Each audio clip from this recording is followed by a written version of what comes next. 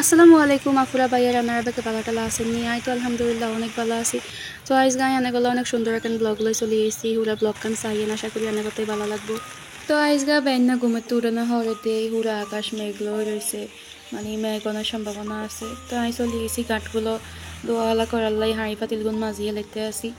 যেদিনকে ঘূর্ণিঝড়ের ইমাল উঠছিল সেই দিনকার ব্লগ এটা, তাই সময় লাই করে আপলোড দিতাম হারি না।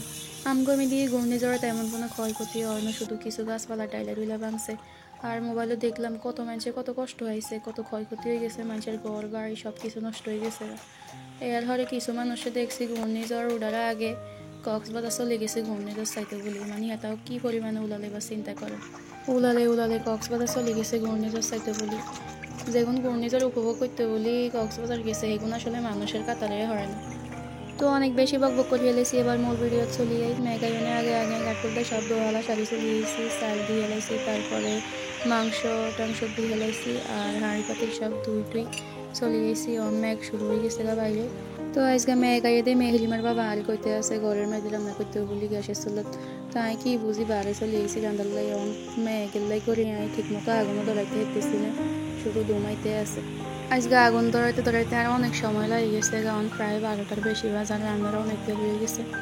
কিন্তু বোঝাও যায় না 12টার বেশি বাজে, তার মেঘলার কারণে বোঝা যায় না বেলা কত বেশি। তো আইয়া কিনা দি ভাত বয়ে দিছে আর কিনা দি মাংস বয়ে দিতে আসি, আর আজকে আমি খাসির মাংস দিয়ে আলু দিয়ে রান্না করবেন। ও সরি, ভুলে খাসি কই আলাইছি, আসলে সাগির মাংস না। অনেকে আই কইব কেমনে সাগি খান, সাগি খাই না।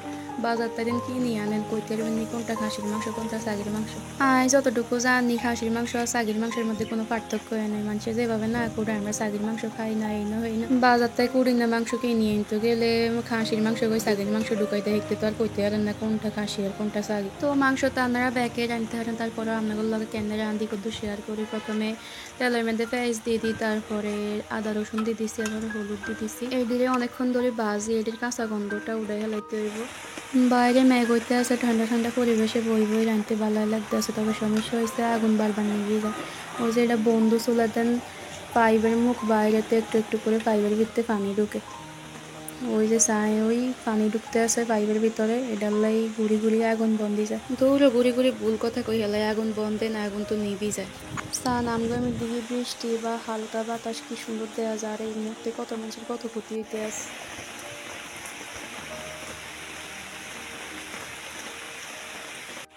বাবারে বাবা, এতক্ষণে উঠরেছে ভাতের হাঁড়ি, প্রায় 1.5 ঘন্টা হল। কোনায় এতক্ষণে রান্না বাড়া করি ঘরে চলে দিতাম, আরেও হাফে এসে গায়ে মেঘেদি বাড়ি রান্তাম। এবার চাইনে এতক্ষণ লাগছে আদা রসুন এদিকে হালকা বাজ এদিকে কাঁচা গন্ধগন উড়ে পানি দিয়ে দিতে, জিরা গোলমরিচ চাল ধনিয়া গুঁড়া দিয়ে দিতে আছে। আর গুঁড়া মশলাতে কিন্তু বাটা মশলা অনেক মজা, আমরাও নালশি জ্বালায় গুঁড়া মশলা খান লাগে। আগের মানুষের কত সুন্দর মশলা বাড়তো, মরিচ বাড়তো, হলুদ বাড়তো, সব কিছু বাড়ি বাড়ি তরকারির মধ্যে দিত। আর আমরা এমন যুগের মধ্যে আই হচ্ছি আমগো ব্যাগ কিছু তৈরি গে এর হরেও আমগো কাম কাজ করতে আলসি লাগে। তো মশলা কষানো হয়ে গেছে, আর হরে দিয়ে দিছি এটির মধ্যে পরিমাণ মতো লবণ। আর মাংস রান্না করতে গেলে আদা রসুন হলুদের কাঁচা গন্ধ না ওটাতে কিন্তু মাংসের স্বাদে নষ্ট হয়ে যায়। এর হরে এনে দিয়ে দিছি দারচিনি লঙ্কা লাসি। এর হরে দিয়ে দিছি একাই টকটকা লাল মরিচে গুঁড়া, মাগো মা মরিচ এগুন কি লাল, জেরিনা লাল হেগুন হেরিনা জাল জামা একটু আবার জাল বেশি খায়। তারপরে এই মাংস আর আলু একসাথে দিয়ে দিতে আসি, আর এত সময় নেয় আজগা মাংস এক বিন্নে কষাই আবার এর হরে আলু দিয়ে তাড়াতাড়ি অনেক রকম রাঁধি যাইতে হেললে হয়েছে, আর এমনি অনেক দেরি হয়ে গেছে গা। ইয়ান্দি জোহরের আজানও হয়ে গেছে গা, আমরা ব্যাকগ্রাউন্ডে বালা করে শুনলে বুঝতে পারবেন আজান হয়ে গেছে। এটাল্লা ইয়ান্দি মিউজিক গান কাটি দিস। তো মাংসের লগে আমি অন আলগা পানি টানি দিল, মাংসের মধ্যে যেই পানি আসছিল যেটি বাড়িছে সেটি দিয়ে কষাইতে আসি। ভালো করে কষানি হলে পরে পানি দিই। এর হরে আই চলে এসি একটু বারে ম্যাগি দিয়ে আমটো বানালে ও মা আইতে গামও নেই হলে কিছুক্ষণ আগে মেহরিমার বাবা ইয়ানতে আমটাম টোগাই লই গেছে, আমি করতে না আই তো হিন্দি রান্না বাড়াই করতে আসি আর নিজের ভিডিও নিজে করতে আসি। আমি তো ওই টাকায় আর আম হাইলাম না, শখ একটু ম্যাগি দিয়ে আমটাম টোগানে, ছোটোকালে কত আম টোগাইতাম। ছোটোকালে জ্বর তুফানের দিকে কে আমটাম টোগাইতেন একখানা কমেন্টে জানাই, আর আপনারা তো দেখ কমেন্ট টমেন্ট ঠিক মতো করেন না। মাগো মাগো এই হারা দুই নেই ঘুরিয়েছি, আর হরদে এটির হানি হওয়ানোর কোনো খবর নেই। আজকে রাঁধিবার ইয়ার গরদান লাগতো না, এই জায়গাতে মনে হয় রাঁধতে রাঁধতে ঘুমাই যাই আমরা।